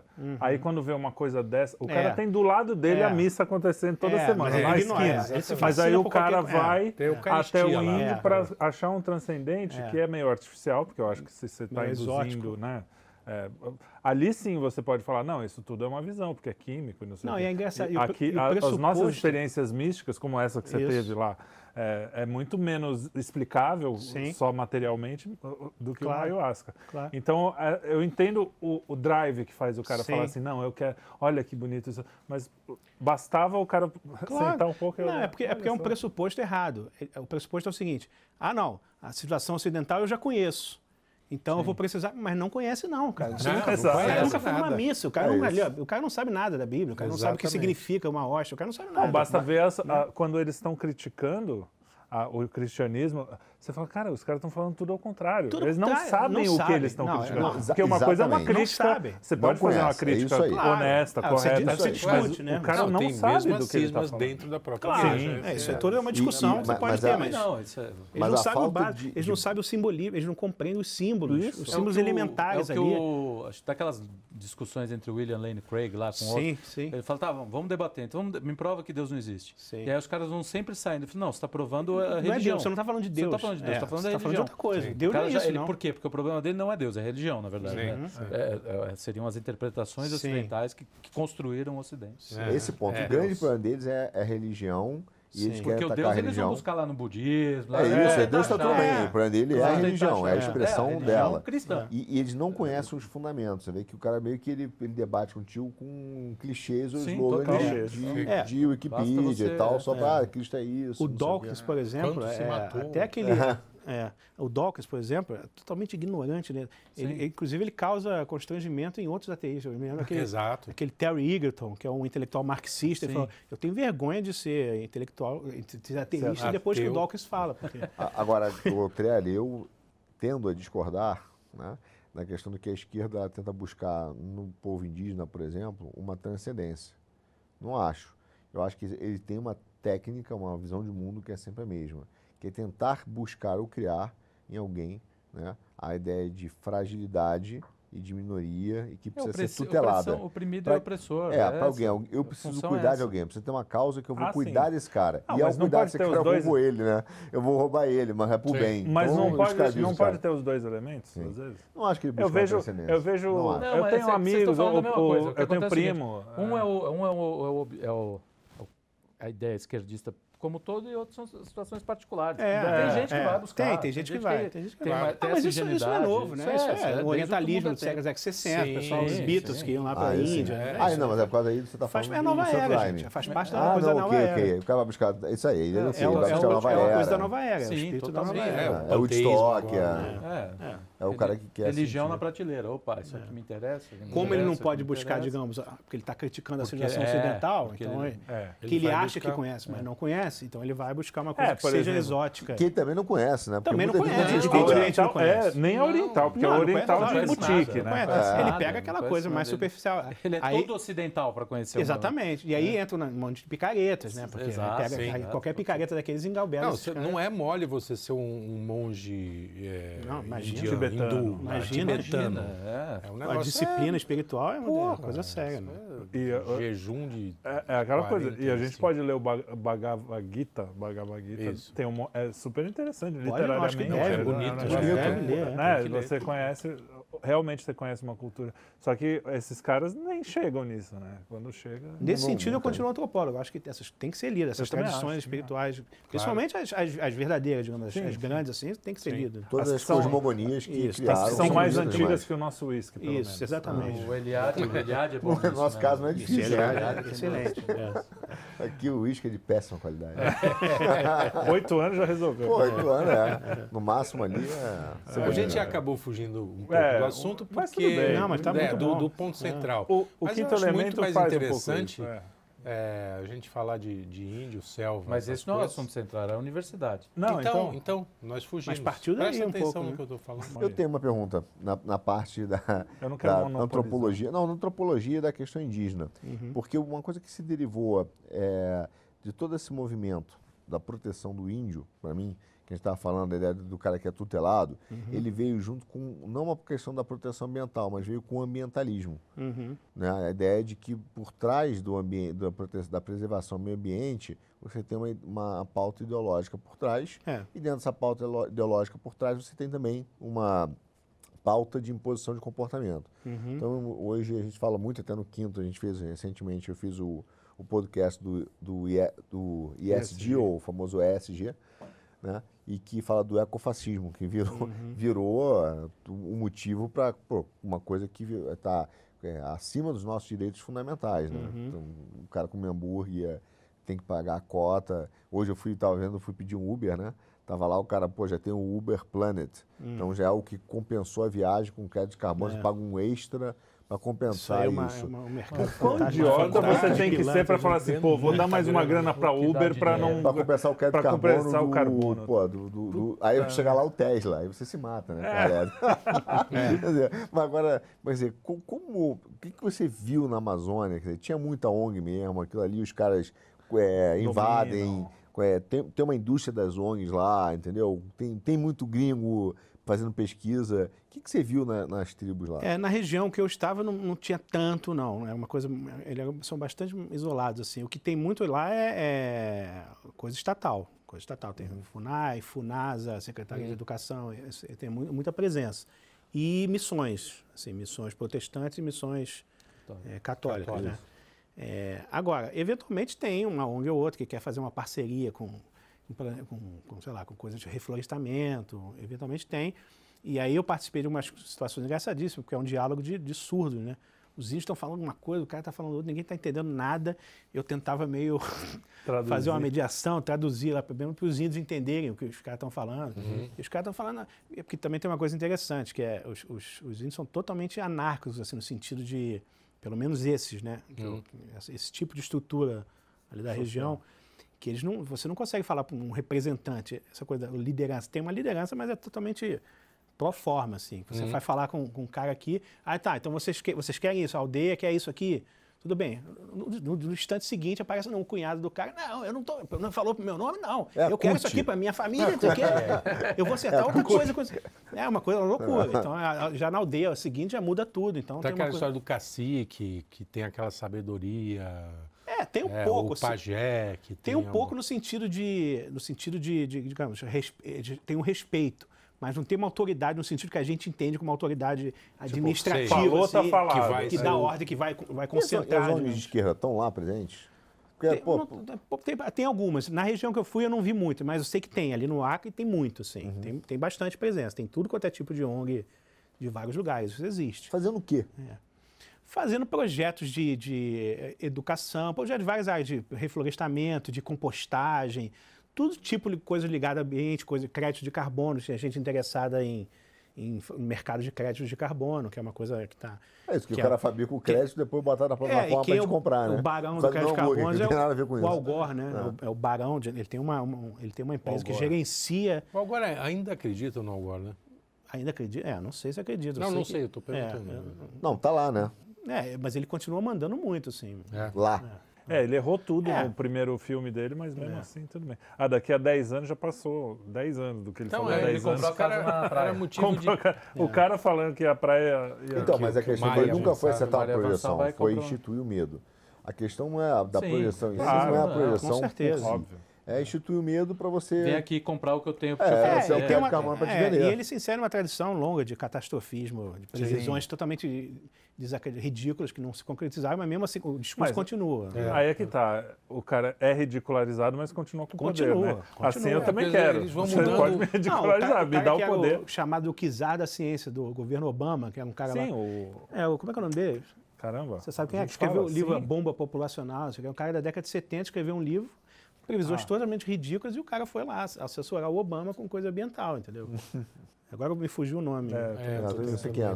Bom, mas mais do que o Fauci, que é o rei da ciência, que tem um monte de coisa duvidosa, né? Agora, só queria fazer uma ressalva à questão dos índios, do ambientalismo, porque é importante também a gente lembrar, claro, tem toda essa questão negativa da preservação, não sei o quê, mas a gente tem que lembrar que isso surgiu não necessariamente de maneira negativa, porque surgiu, por exemplo, com o Rondon, por exemplo, que tinha uma ideia de preservar um pouco, surgiu num contexto que os índios realmente tinha gente querendo exterminar os índios brasileiros. Exatamente. Tinha, por exemplo, tinha um cara aqui do Museu Paulista, um alemão, que era o von Ehring. O cara, ele tinha um negócio assim de que, os índios precisam, porque é uma coisa da teoria racial, isso aqui é uma raça degenerada, que ele queria exterminar. Então o Rondon falou, não. Então, tem um sentido nesse negócio do preservacionismo que não é totalmente, claro, que depois foi deturpado, um negócio de tutela. Descambou com o caminho. Isso é uma coisa tem que a gente... boa biografia do Rondon, porque eu acho ele meio subestimado. O Rondon é um cara muito importante. Não, eu digo, subestimado na academia. Não é muito falado, na escola a gente ouve. Na escola não tem quase nada. Não é um cara muito importante, assim. Depois eu tenho que ver, Luiz. Eu conheço gente que conhece muito Rondon, assim. Eu posso pegar para você depois. Mas a questão é engraçada, porque isso é uma coisa que eu gosto de pontuar aqui no programa também. A gente sempre tem essa coisa, não, porque a esquerda tem não sei o que lá. E às vezes algumas coisas surgiram com bons motivos, problemas reais, né? O mesmo problema racial. Não é um problema que não existia. Existia de alguma forma. Claro que como ele é conduzido hoje e as soluções que eles resolvem. Remédio. Mas não quer dizer que também os problemas são deformados, mas alguns têm uma base factual ali. O problema do cara não é... para mim, o maior problema dele é no diagnóstico da análise da realidade. Esse que é o problema. Que aí ele vai e bota uma análise, uma metodologia que a gente está falando nisso, que é deturpada, ou na verdade ele vê uma oportunidade para controle.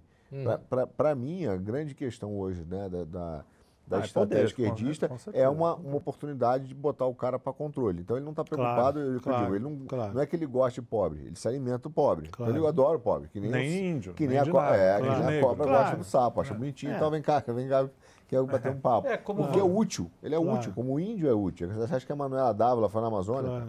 Não sabe nem onde é, velho. Entendeu? Então não sabe a realidade. Não, realmente, não tem a coisa, não tem aquela visão, digamos, empática do ser humano para o ser humano.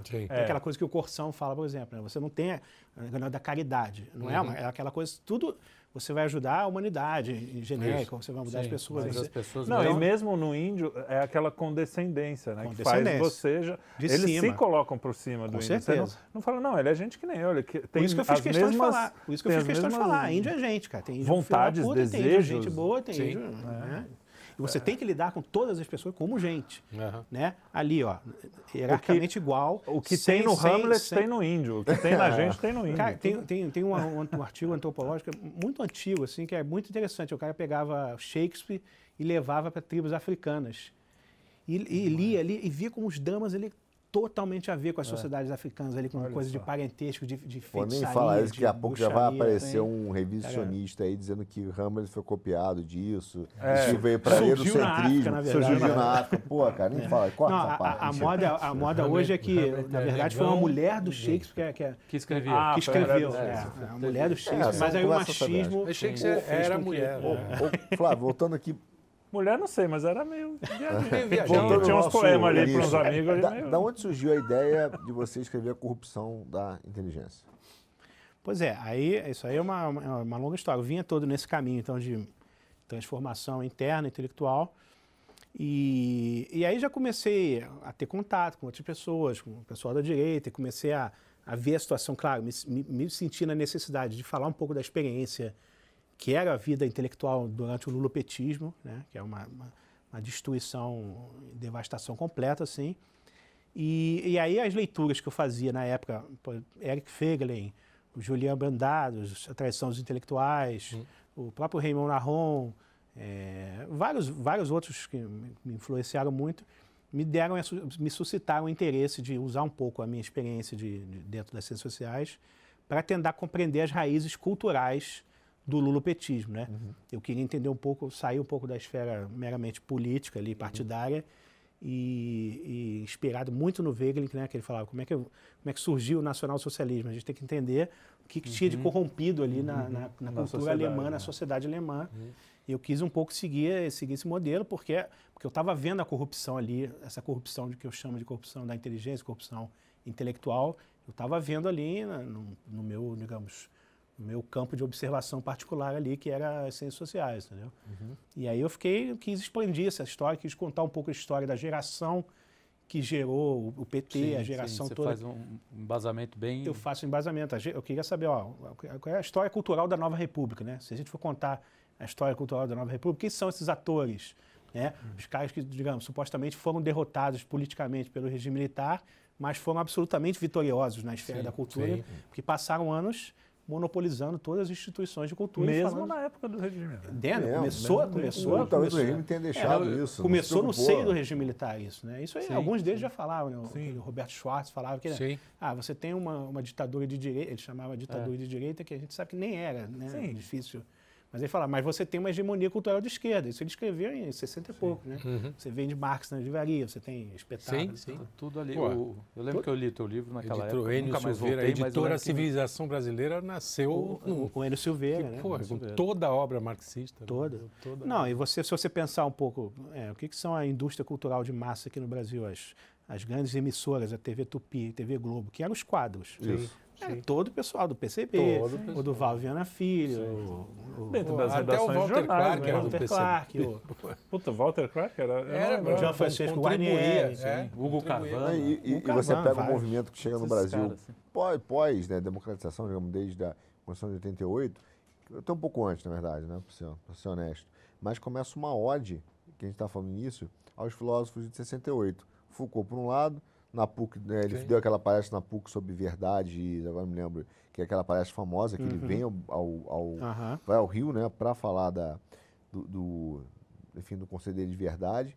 E você tem também, dentro da academia, na parte de letras da PUC, né? Você surge ali o estudo sobre Derrida, que afeta a linguagem, a desconstrução, que vem isso pega e vai gerar a Viviane Mossé, vai gerar toda essa turma, e que eu acho que tem um efeito que hoje a gente experimenta, que é a questão da destruição da nossa linguagem, né? Do signo, significante, significado, referente, e correndo muito por fora o Deleuze, né? Muito fora do Deleuze, que foi um filósofo que eu comecei a ler muito, influenciado porque era propaganda.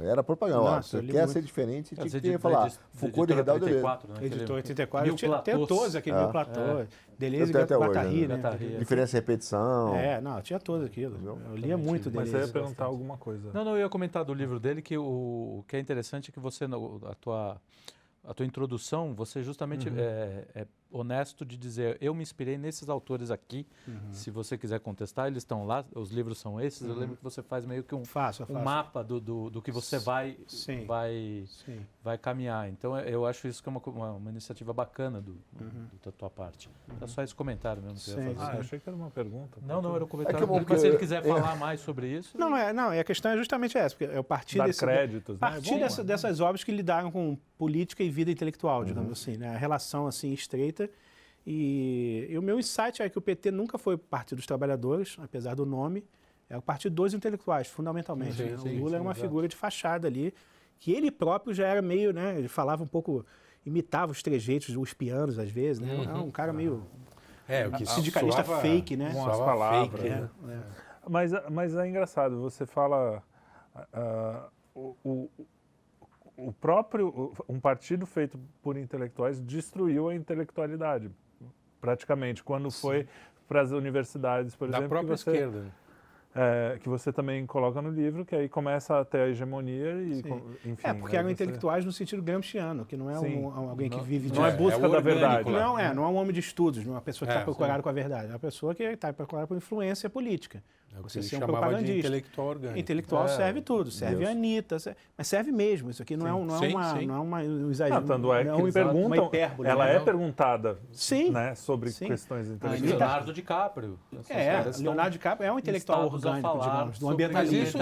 Gabriela Priori, Augusto Botelho, você tem os nossos artistas de música popular brasileira opinavam sobre toda questão de política, de sociologia. Ninguém falava nada sem ouvir esses caras. Sem ouvir o Caetano Lobo, Gilberto Gil.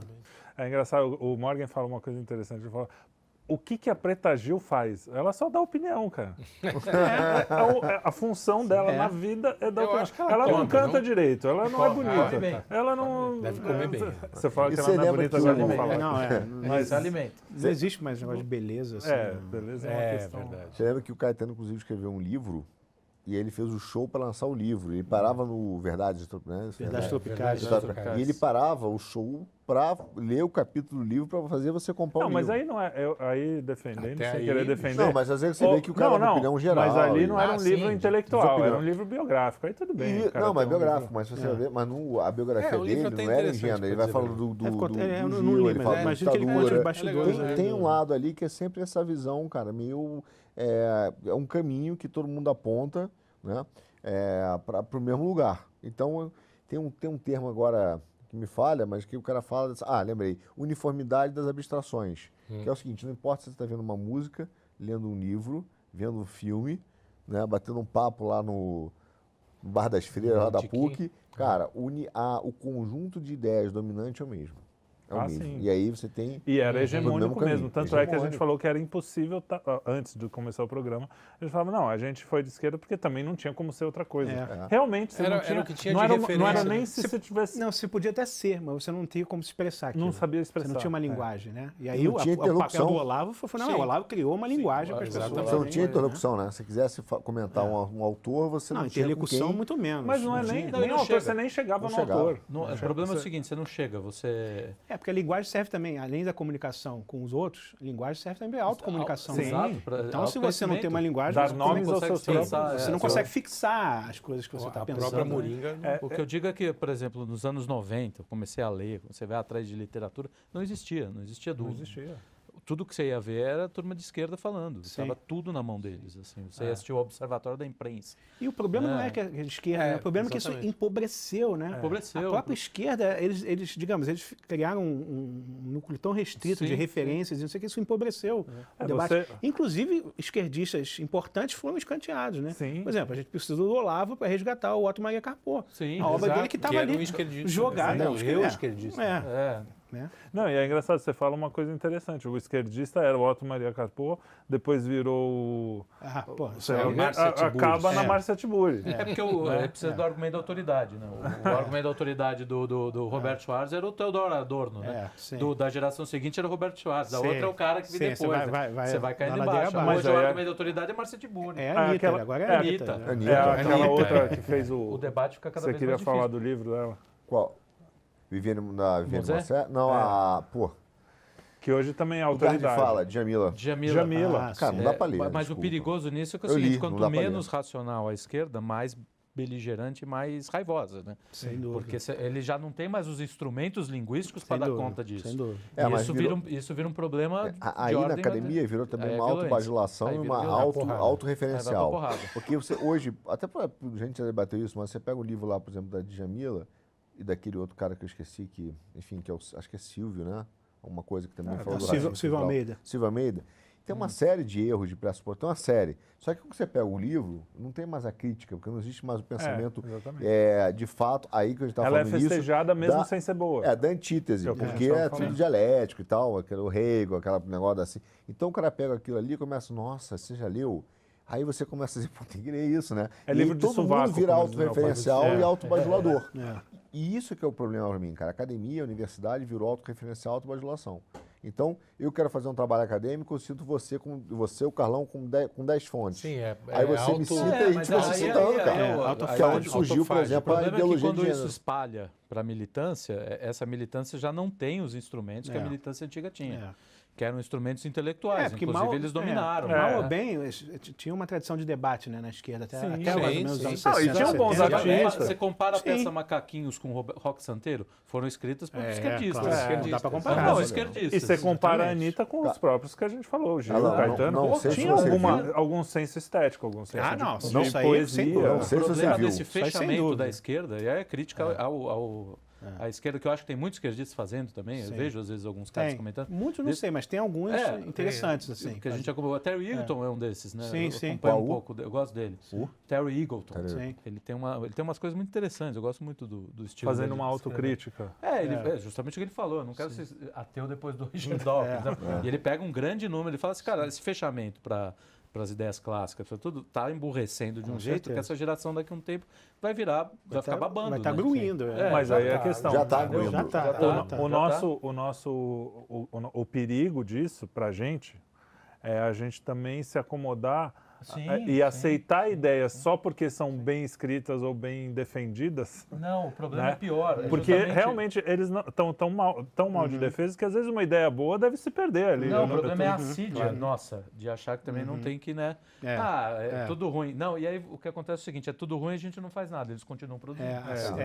Mas foi isso você querendo falar um pouquinho disso. Não tem um problema de diferença. Artistas e poucos intelectuais. De diferença metodológica para conhecer a verdade. Então a gente tem um problema metodológico e tem um problema no próprio conceito. E para mim esse é o grande problema. Porque você vai conversar com um cara, você não consegue nem mais ter um comum acordo do que é, por exemplo, a verdade, não do conteúdo, mas do que ele é como conceito. Cara, é muito grande. Esse eu acho que é um ponto que podia unir pessoas, inclusive de esquerda. Eu também acho. Vai falar, vamos discutir o conceito de verdade, depois a gente discute o conteúdo dela. Mas o que é o conceito? A gente precisa recuperar a língua portuguesa. A gente precisa de uma língua que seja comunicável, entendeu? Todos nós. Bem, exatamente. Não dá para ser assim. Precisamos. Não, olha só, eu tenho conversas, cara, me preocupa muito. É difícil, fica, cara. Porque eu começo a conversar com pessoas de esquerda e começo a tentar achar um ponto de contato que não é só linguístico e conceitual ou metodológico, para dizer, cara, vamos discutir, como diria o Tomás de Aquino, panero causa, né, para limitar o assunto da controvérsia, para poder abordar e tentar confrontar, é impossível. E até achar a solução, né? É isso. Todo mundo quer achar a solução. No fundo, todo mundo quer achar uma solução da coisa. Eles usam o possível bons, né? Os honestos. Mas a gente é honesto em todo lugar. Eu acho que é burrice. Não é desonestidade, é burrice. É a síndrome da reivindicação sucessiva. Depende do tamanho.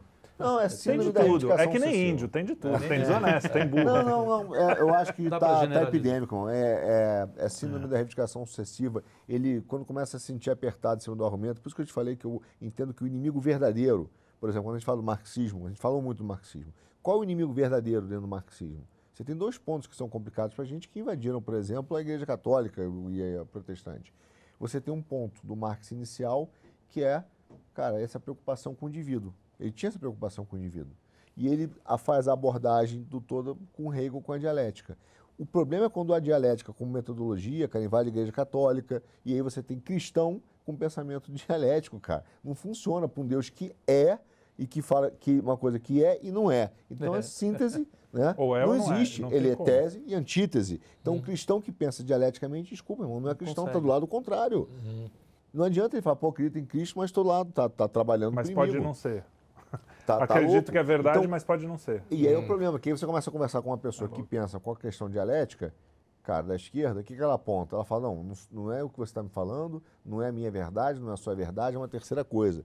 Aí você fala, cara, esquece, a metodologia está errada, eu não consigo nem conceber essa história. Ela está errada por princípio. Porque não é sempre o caminho do meio, às vezes tem um que está mais perto da verdade. Claro. E esse é o nosso problema. Muito bem. Pô, não sei se você viu, cara, a Anitta assumiu o lugar da Lígia Fagundes Teles na Academia Paulista. Ah, não. Sério? Anitta ou a Djamila? Desculpa, a Djamila. É porque pra mim é a mesma... É engraçado que ele falou e ninguém se surpreendeu, né? Exatamente. Não, cara, mas quando... eu que assustei um pouquinho, porque eu lembro que Não, mas a Academia Brasileira, por mais que... Não, eu digo... Agora eu tô falando Mas na Brasileira foi a Fernanda. Não, é isso que eu ia falar. Fernanda Montenegro, podemos até falar, nem acho, mas podemos falar que é uma grande atriz, a melhor atriz do Brasil, podemos falar. Cara, mas nunca escreveu um livro na vida, nunca escreveu uma poesia, nunca escreveu um texto, nunca. Ela só. Não, eu fui buscar na época aquela coisa. Não tem, pelo menos não tem a venda. Ela nunca vendeu. Acabou de entrar na academia e guardou. Ela aí tem um romance igual Tolstói, ele guarda na gaveta que a gente não conhece. É tão fantástico que é só pós-mortem. Né? Não é nem assim. Tudo que ela falou na vida, publicamente, 99,9% foi escrito por outra pessoa. Né?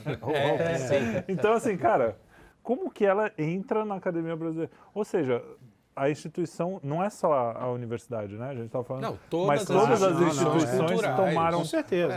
Não é mais o conteúdo, não é mais a substância. A ABL já faz. Aí já faz muito tempo. Mas aí precisaria ver. Sarney. Agora fazendo mas o Sarney, pelo menos, escreveu Marimbondo de Fogo. Ela nem isso. Você apanha para discutir com o Sarney. Eu estava vendo uma entrevista. Não, é aquele negócio. A gente vai. É aquela coisa. O negócio vai regredindo de uma maneira que a gente começa a achar que o Sarney é um interessante. Mas melhor que esteja o Sarney. Não, com certeza. Não, estou falando sério. Fazendo um papel assim, seria bom ver, porque a Academia Brasileira de Letras não necessariamente indica só escritores, indica notáveis. Pessoas de notável saber. Mas no caso isso deve ter mudado um pouco, digamos. Mas isso deve ser mais recente. Deve ter mudado o critério, pelo menos pessoas de notável saber. Então pode ter notável saber jurídico. Nós temos notável saber etílico. Mas eles deveriam mudar o nome, né? Academia Brasileira, sei lá, de Humanidade. Academia Brasileira de você é de letras. Tira letras, né? Tira letras. Lembra da Adelita, que era o governo militar? Como era o nome do general? Era o general Silvio. Puta, agora não me lembro. Mas ele tinha um pseudônimo, ele escrevia sob o pseudônimo de Adelita. O general é sensacional. Imagina que a gente sacaneou aquilo lá, foi sensacional. E como vazou foi ali isso? Que eu vi. Foi espionagem? Como vazou isso? Ele falou? Não, ninguém vazou. Ele escrevia sob esse pseudônimo e a ABL colocou ele como fardão imortal. Virou um imortal. Tanto que o Niemeyer era da Academia Brasileira de Letras. O Niemeyer não tem obra. O Niemeyer era. Aliás, não tem obra então nenhuma. Eu posso falar. Não tem obra nenhuma, inclusive. É melhor que estivesse na Academia Brasileira de Arquitetura. Deixa na de letras. Deixa lá. Quem que fala acho que foi o Léo, né? Que falava que tem uns rabiscos bons para camiseta. Bom para camiseta e caneca. Ele fala isso porque a gente vendeu. Teve uma Bienal de Arquitetura. E a gente conseguiu com a família os desenhos, os croquis. Porra, vendeu que nem água aquilo. Né? E aí a família sacou. Que você não mora dentro da caneca, né? Exatamente. Não, como escultura, pode ser até legal. Não, e os rabisquinhos eram legais. Eu entendo que gosta, né? Não dá pra entender. Tinha o Ibirapuera. Mas o Niemeyer me lembra aquela história. Ele dança sobre arquitetura. O cara que nem falar sobre música é dançar sobre arquitetura. O Niemeyer faz isso. Faz dança sobre arquitetura. Um dançarino da arquitetura. Ai, cara. Ou seja, a academia então foi pro saco. Não, então, a minha última pergunta, eu queria deixar por último. Só realmente, no meu livro eu falo da academia, é uma parte só. Aliás, é o final do livro. Mas eu falo mais das instituições de cultura em geral, né? Sim, é verdade. E tem futuro a academia?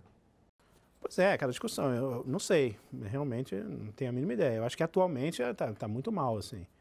Mas, como a gente conversou, precisava ter um trabalho também das pessoas não fugirem, não debandarem totalmente. Deixar para lá e falar que a academia é lixo e tchau. Da CID, né? Mas como você falou, você falou que você foi um que fugiu, mas você foi até o final, você poderia ter fugido. Eu fui até o final. A questão, o que eu digo é assim, é o cara não desdenhar do coisa acadêmico, porque o Olavo foi um cara que se fez sozinho e isso virou meio que moda, falar que precisa.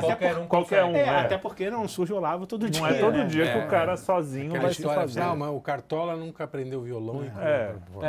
Quantos Cartolas tem? Quantos Cartolas? Exato. O dia que você fizer a obra do Cartola, aí você pode falar. O que me frustra com a academia, que eu sou um pouco pessimista, é que você teve no Brasil, para mim isso é claro, cara, a separação da política do poder. Então, uma coisa política é você tomar a decisão do que você gostaria que acontecesse. A outra é a possibilidade de levar a cabo.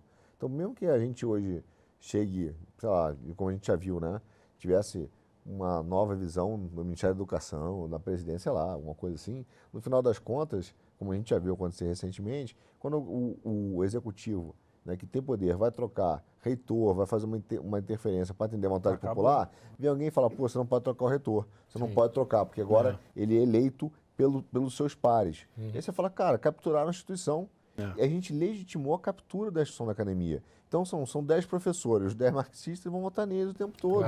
E aí que é uma instituição que fica, cara, totalmente não relacionada, sem representatividade, do que a própria população, mesmo intelectualidade, gostaria que fosse a academia. Totalmente encastelada, totalmente. Aí vai a crítica que eu fiz quando o Amoedo saiu candidato. Quem é esse? É um cara. Foi um personagem folclórico da nossa história. É bom a gente gravar essas figuras. Ano passado. Mas é o cara. Isso é tão 2018. Daqui a pouco a gente vai escrever igual o Machado, essas crônicas do subúrbio. Da Casa Velha. Né? Mas porque o cara lá, deram lá o valor da fortuna dele. O cara quer sair presidente, ele tinha, com aquilo que ele tinha, ele podia fazer tanto. Podia fazer uma universidade. Porque eu falo, cara, pô, tá tudo uma merda, os caras estão todos querendo. O que eles querem? Eles querem pular. Eles querem ser as estrelas, eles não querem fazer o trabalho de base. Entendeu? Fala, pô, mandar, né? Tem uma coisa de controle. Eu conversei outro dia com o Joel Gracioso, que inclusive que a gente já entrevistou aqui. Ele falou, cara, eu adoraria ter uma reitoria e poder indicar os professores. Eu faria uma universidade de filosofia tranquilamente. E, cara, na mão de um cara desse, imagina o que poderia produzir. Claro. Só que assim, o cara quer sair, ele quer ir lá pro PTB.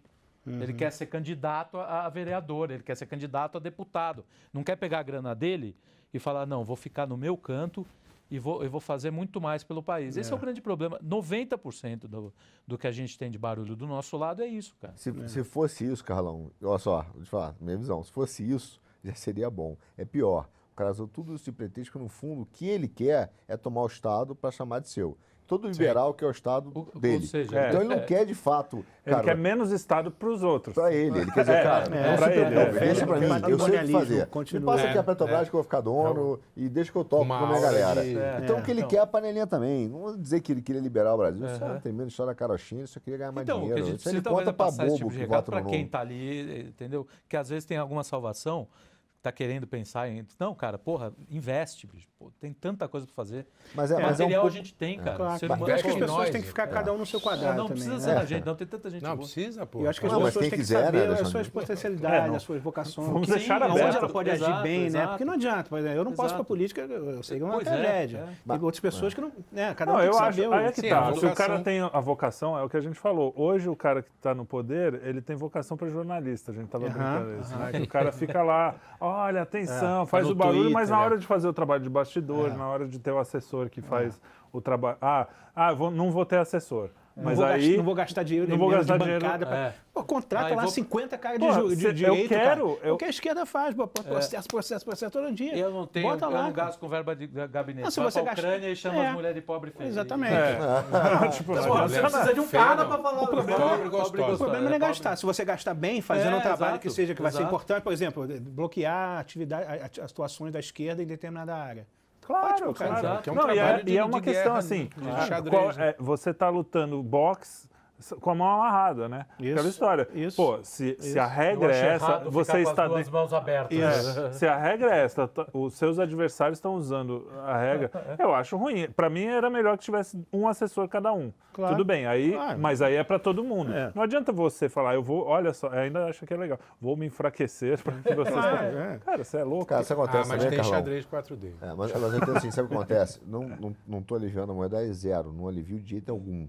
Mas só para dar a direção, por que é tão difícil o cara pegar a grana dele e abrir um negócio que ele vai revolucionar ali? Eu entendo. Porque a gente tem dentro das estruturas que foram capturadas de poder, por exemplo, no próprio MEC, cara, esse relativismo pragmático que a gente fala que existe na academia, existe lá. Então o cara olha e fala assim, o Trelli abriu uma universidade ali, cara, tá fazendo um bom trabalho com o Joel, peraí, eu preciso quebrar esse cara. Aí ele vai ali, dá um toquezinho, muda a legislação. Sem dúvida. Cara, quebrou o Trelli. Sem dúvida. Então, o Estado, ele não é um harmonizador, entendeu? Sim. E realmente está ali para...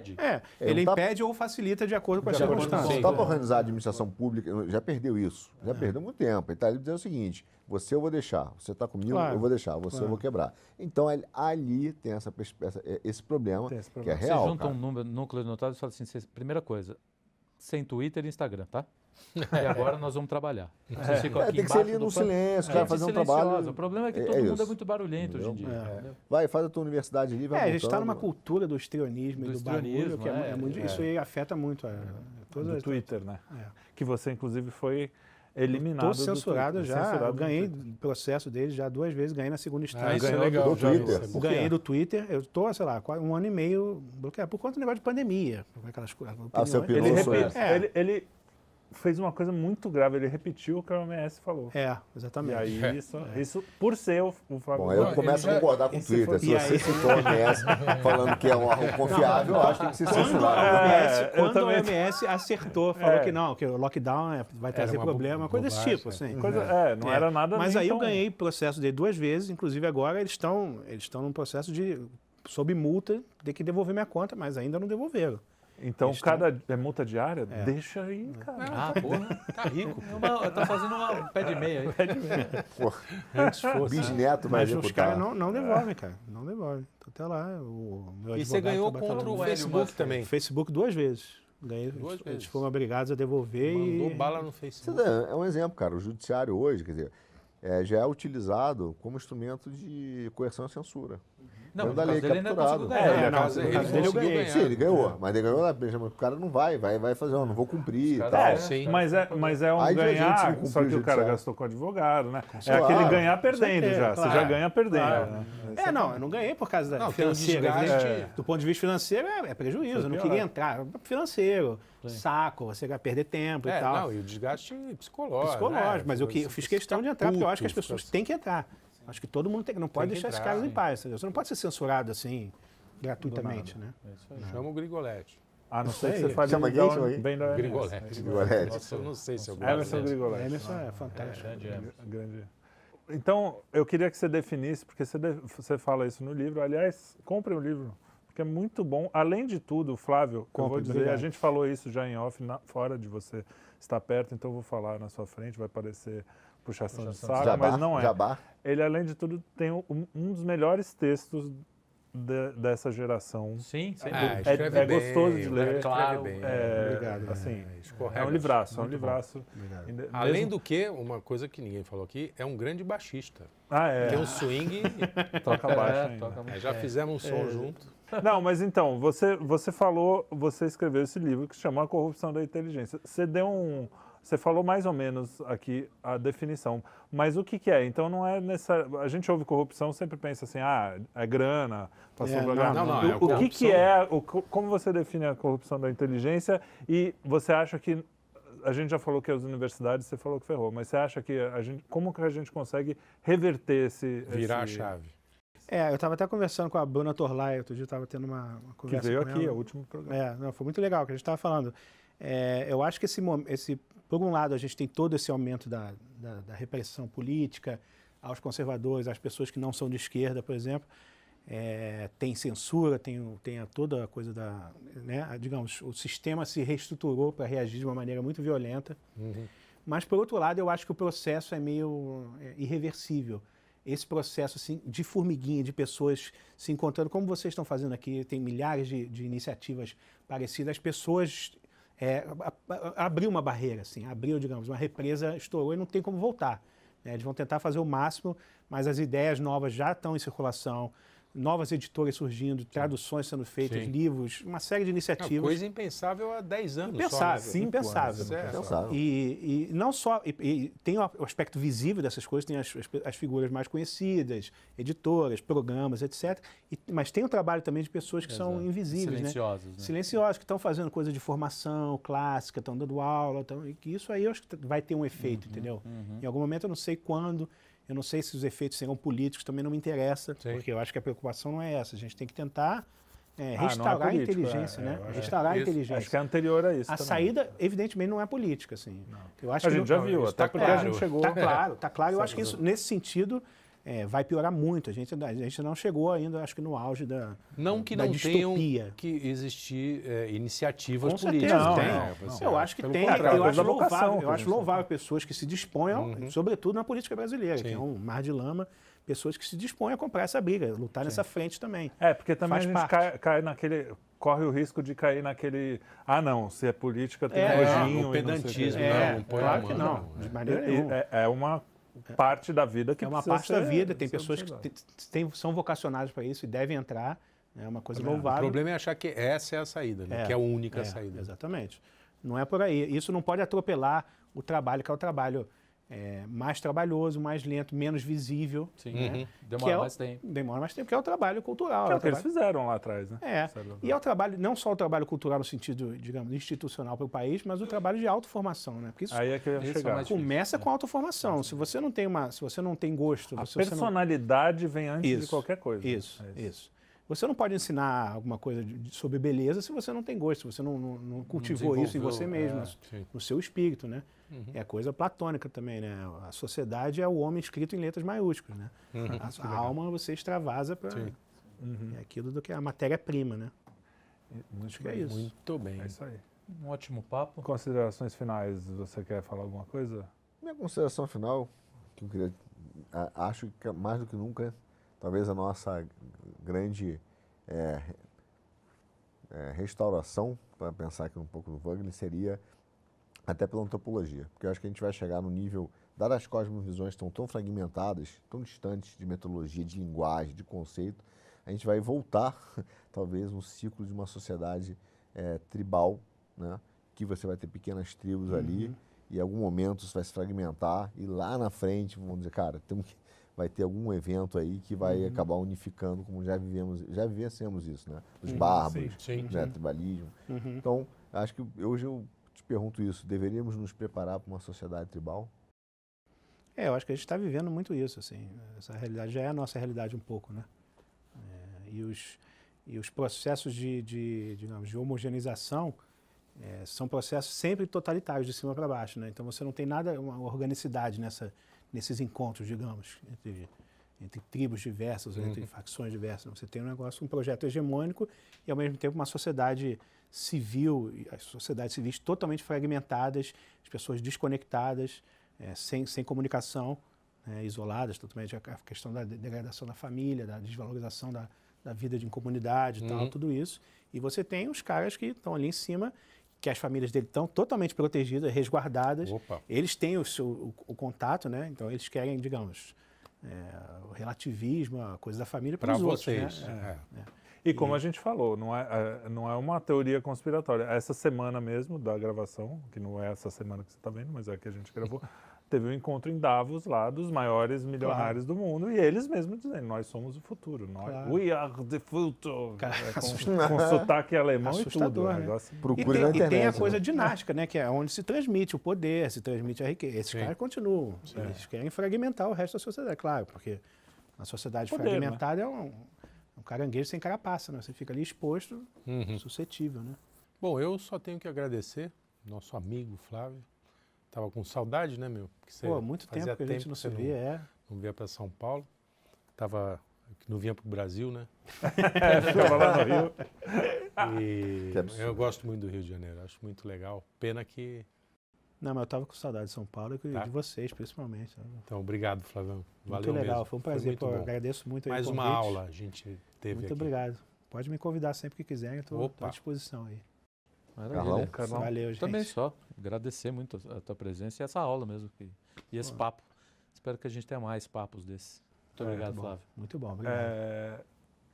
Volte até para falar mais das suas experiências indígenas. Foram, é muita história, né? A gente chama os convidados e começa a falar foge do tema, porque a vida dos caras também é interessante. Normalmente é mais interessante do que um tema genérico. Mas, cara, muito obrigado pela presença.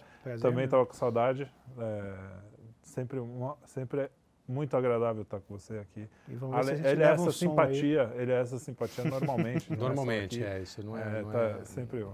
Não é dizem que os gordinhos são mais simpáticos, é verdade. Pô, eu fui emagrecer um pouco. Você emagreceu. Tô com medo de ficar antipático. Não, mas a alma continua. Né?